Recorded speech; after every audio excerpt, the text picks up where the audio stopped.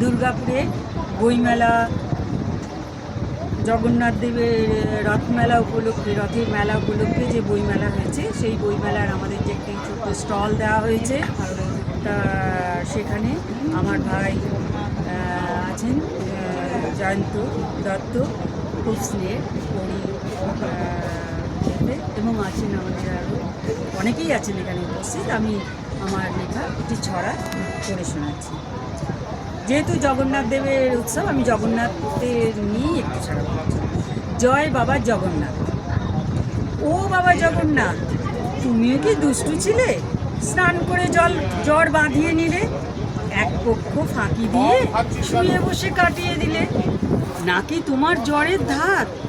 ও বাবা জগন্নাথ, ও বাবা জগন্নাথ, জ্বরের পরেই মাসির বাড়ি হতো যদি বাড়াবাড়ি, মজা কি আর হতো তখন?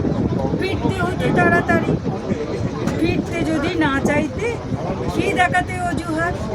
ও বাবা জগন্নাথ, ও বাবা জগন্নাথ, তোমার জন্য রথের মেলা, আনন্দে যে কাটাই বেলা, জিলাপি আর পাঁপড় ভাজা, মেলায় পাই টাটকা তাজা, মন্দিরেতে ভোগের পাত, চুটিয়ে খাই ঘিয়ের ভাত, এসো তুমি বছর বছর ও বাবা জগন্নাথ।